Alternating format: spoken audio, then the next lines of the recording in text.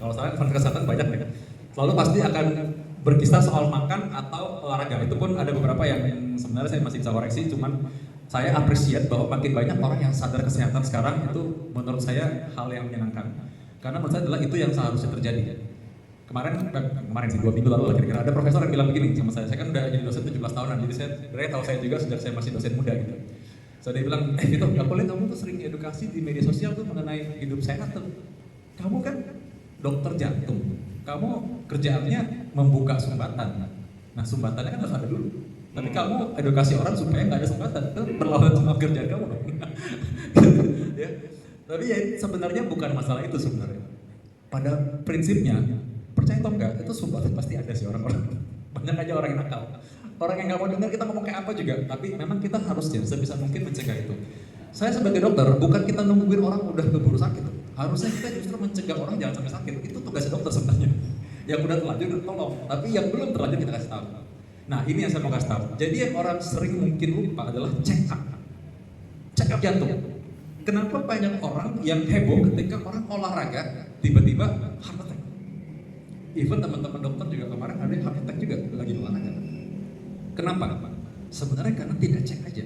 Apakah olahraga yang terlalu keras bikin orang serangan jantung? Jawabannya tidak. Olahraga yang sangat keras itu masih jauh banget. Jauh banget. Buktinya orang bisa maraton banyak begitu nggak ada serangan jantung. Berapa yang serangan jantung orang maraton? Pada faktanya kan sedikit. Sedikit kan beberapa. Itu heboh karena pemberitaannya kan kaget aja.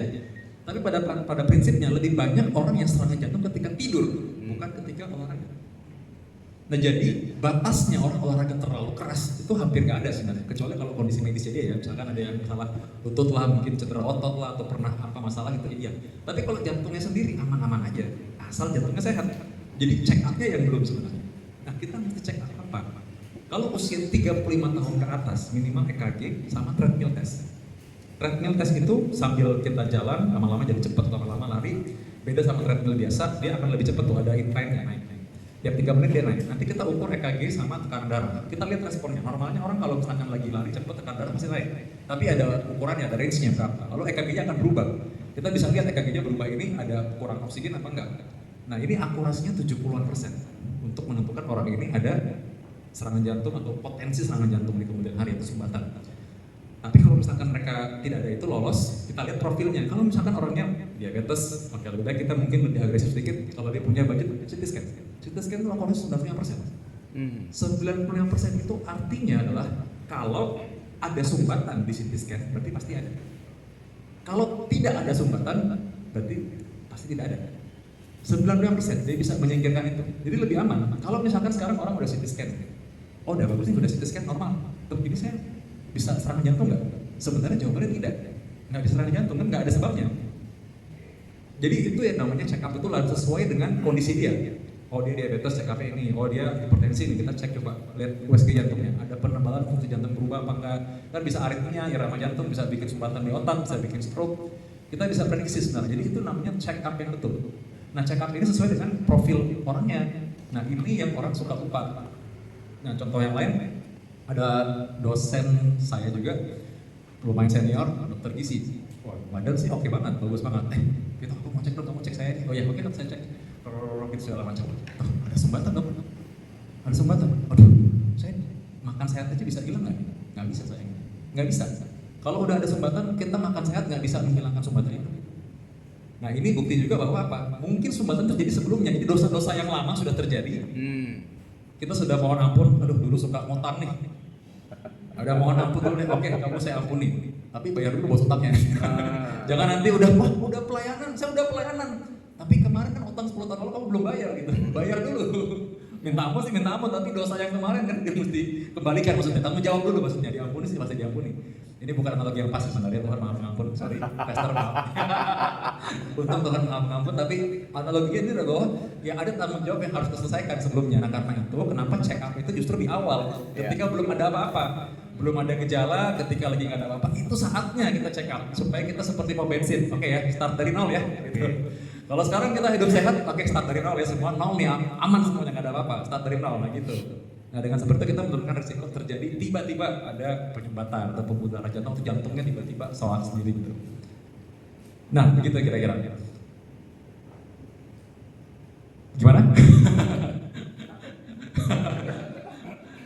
Ya, tadi makan dan juga olahraga, lalu check up itu 3 hal yang menurutku tidak bisa ditinggalkan. Yang terakhir check upnya itu yang orang suka kolosan. Iya. Ya. Sebenarnya kan tadi kenapa batas 35 ya? Sebenarnya kalau rekomendasi, ini kita bicara rekomendasi yang resmi per panduan. Orang usia 20 tahun itu mestinya pernah check up minimal EKG atau ronsen. Minimal tahu jantungnya ada di situ lah gitu tempatnya. Tadi kan nggak tahu kan kanan kirinya di mana ya. Minimal pernah ronsen dulu, pernah tahu di mana. EKG itu buat lihat irama jantung. Jadi tahu karena orang irama jantung terganggu itu banyak usia muda.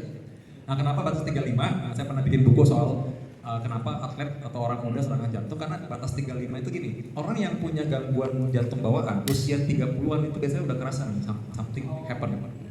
Nah, jadi kalau dia di bawah 35 tahun, biasanya umumnya itu bawaan. Umumnya. Nah, setelah 35 karena kelakuan, bukan bawaan. Karena kelakuannya sendiri biasanya gitu. Contoh 35. Nah, sekarang masuk ke usia 42 43 minimal retinal test.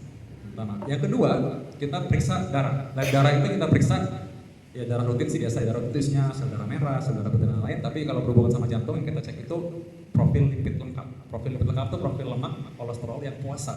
Jadi bukan profil yang lemak yang di ujung darah, ujung jari aja. Profil puasa mesti lihat LDL-nya berapa. Terus gula darah puasa, terus sama lihat fungsi ginjal sama fungsi liver. Itu dulu yang dicek. Sama treatment test tadi ya. Itu yang paling wajib. Nah, kalau normal-normal aja semua baik-baik aja, masih mungkin oke stop sampai situ. Kecuali kalau kayaknya dia butuh yang lain lagi ya, lihat kondisi fisiknya sih sebenarnya. Jadi pasien itu kalau misalnya dibilang, Pak ada sumbatan nih Pak, oh sumbatan jantung, ya ini 90% Pak. Oke dah kalau gitu. Ya udah dok kalau gitu, saya boleh olahraga nggak? Ya tunggu dulu Pak, kalau 90% Pak jangan ya. 60% olahraga ya bisa serangan jantung Pak. Oh aduh, sayang banget nggak bisa olahraga. Bapak emang sering olahraga? Nggak pernah sih Pak. Kenapa baru sekarang Pak mikir olahraganya Pak, maksudnya gitu loh. Kenapa nggak dari kemarin?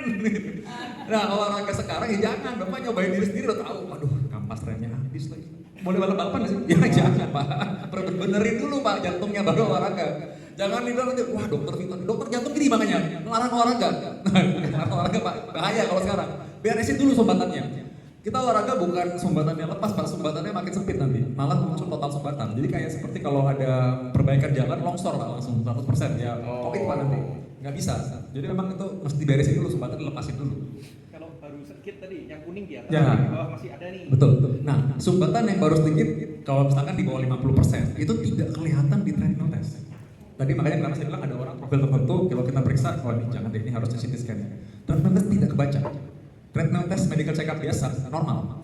Besok dia mungkin apa tiba-tiba serangan jantung. Karena di bawah 50% tidak terbaca.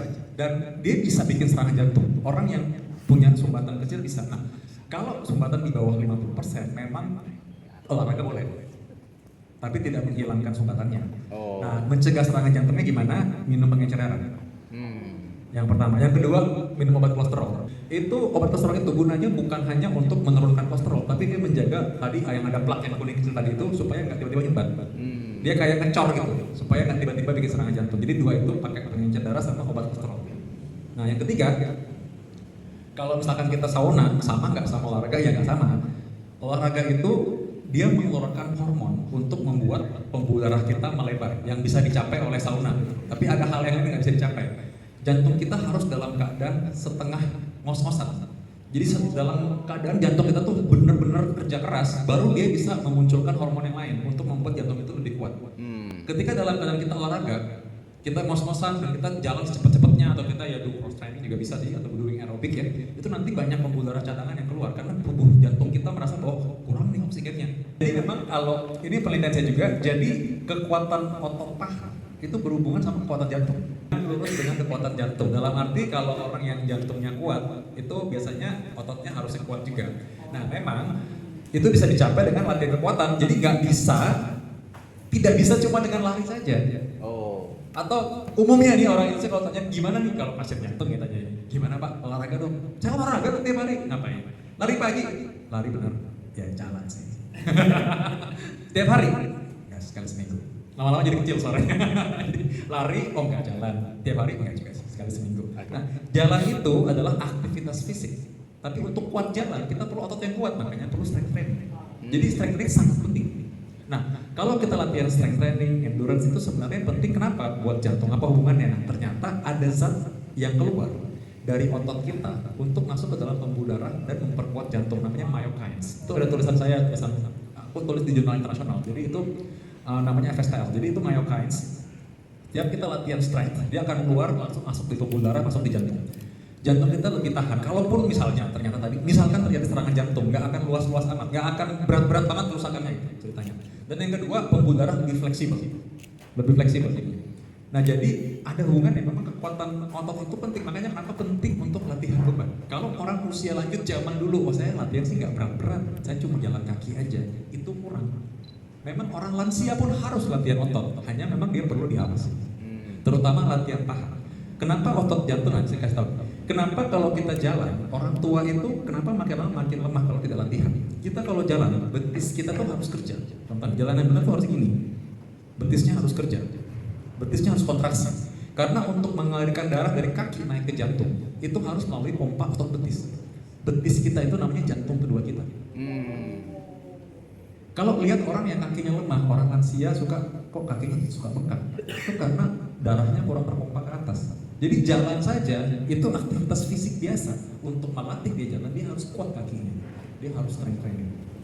Nah yang berikutnya adalah endurance atau yang lain sebenarnya aerobik ya. Aerobik itu yang orang suka bilang dengan simplified namanya cardio. Pasti kau sudah ngerti lah. Tapi saya untuk orang awam dulu ya. Jadi orang bilang, saya kok latihan kardio nih gitu. Sebenarnya kenapa sih? Itu kan sedikit misleading ya sebenarnya. Artinya sebenarnya aerobik sih namanya. Tapi dia memang bagus buat jantung. Karena apa? Dia membuat jantung tadi mengeluarkan pembuluh darah cadangan. Nah, jadi dua-dua ini tidak bisa dipisahkan. Sama-sama perlu. Jadi kita nggak bilang mana lebih bagus, nanti kita sama-sama perlukan ini. Dua-duanya kita perlu. Latihan otot perlu, latihan endurance ya, latihan kardionya, aerobik perlu juga.